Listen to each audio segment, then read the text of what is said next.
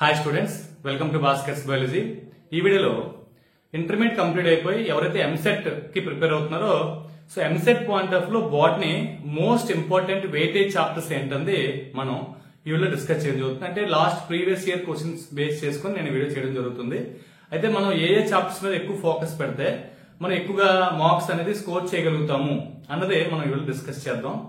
Okay, ఈ EAMCET point of లో ఏమన్నా ఏపీ అవ్వచ్చు, టీఎస్ అవ్వచ్చు. సో రెండింటి పాయింట్ ఆఫ్ లో కూడా ఇది మాక్సిమం యూజ్ అవుతుంది. కాబట్టి ఇక్కడ మనకి మోస్ట్ వెయిటేజ్ చాప్టర్స్ ఏంటి అంటే ఇక్కడ చూడండి, ఏపీ సెట్ 2025 పాయింట్ ఆఫ్ లో ఫస్ట్ ఇయర్ పాయింట్ ఆఫ్ లో మీరు బాగా ఫోకస్ చేయాల్సినటువంటి చాప్టర్ ఏంటంటే మార్ఫాలజీ ఆఫ్ ఫ్లవరింగ్ ప్లాంట్స్. ఈ morphology of flowering plants maximum ఒక 4 బిట్స్ వరకు కూడా మనకు అవ్వే ఛాన్స్ ఉంది. అంటే మాక్సిమం 3 క్వశ్చన్స్ వరకు కూడా ప్రతి సంవత్సరం కూడా అడగడం జరుగుతుంది. కాబట్టి మార్ఫాలజీ ఆఫ్ ఫ్లవరింగ్ ప్లాంట్ కొద్దిగా ఫోకస్ చేయండి. సో తర్వాత సెకండ్ ప్రయారిటీ ఇవ్వాల్సింది అనాటమీ ఆఫ్ ఫ్లవరింగ్ ప్లాంట్. దీని నుంచి కూడా మనకి మినిమం 4 or 3 క్వశ్చన్స్ వరకు కూడా మనకి అడగడం జరుగుతుంది.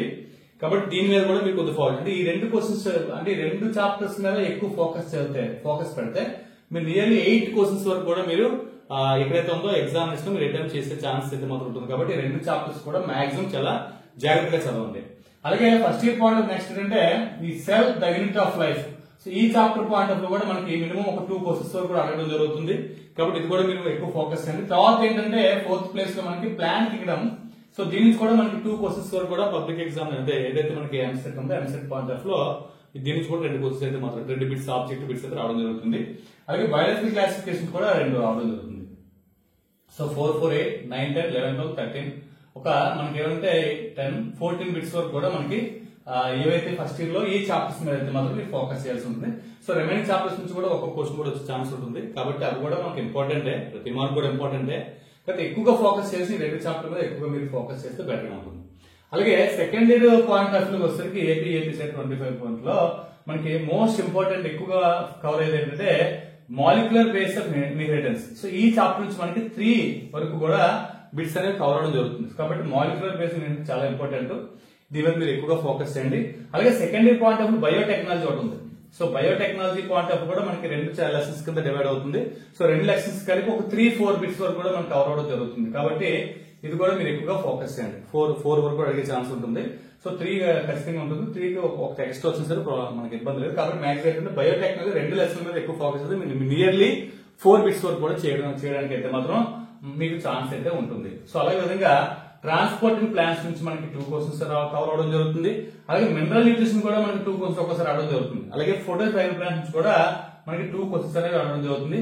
Microbes in human welfare last chapter దీని నుంచి కూడా మనకి 2 క్వశ్చన్స్ అనేవి ఆబ్జెక్టివ్ బిట్స్ అనేవి రావడం జరుగుతుంది. సో ఇది ఓవరాల్ గా ఇక్కడ మనకి 3, 3, 6, 7, 8, 9, 10, 11, 12, 13, 14. సో ఇక్కడ కూడా మనకి అంటే ఒక 14 బిట్స్ ఆబ్జెక్టివ్ బిట్స్ వరకు కూడా మొత్తం 14 వరకు కూడా మనకి రావడం. నియర్లీ ఒక 30 బిట్స్ వరకు కూడా మీరు మాక్సిమం సో 15 కింద తీసుకున్న సరే 30 బిట్స్ మినిమం 30 బిట్స్ వరకు అటెంప్ట్ చేయడానికి మాక్సిమం ఈ చాప్టర్స్ మీద మీకు ఫోకస్ పెడితే సరిపోతుంది.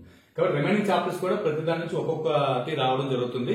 కాబట్టి ఇవి మాత్రం మోస్ట్ ఇంపార్టెంట్. లాస్ట్ 2-3 ఇయర్స్ నుంచి కూడా వీటి నుంచి మనకి క్వశ్చన్స్ అనేవి ఈ రకంగా రావడం జరుగుతుంది. కాబట్టి ముందు వీటి మీద ఫోకస్ పెట్టండి, తర్వాత రిమైనింగ్ చాప్టర్స్ అనేవి చదవండి. సో ఇలాగా బాటనీ చెప్పిన విధంగా మనకి జువాలజీ కూడా అప్లోడ్ చేయడం జరుగుతుంది. సో మాక్సిమం ఫాలో అవ్వండి.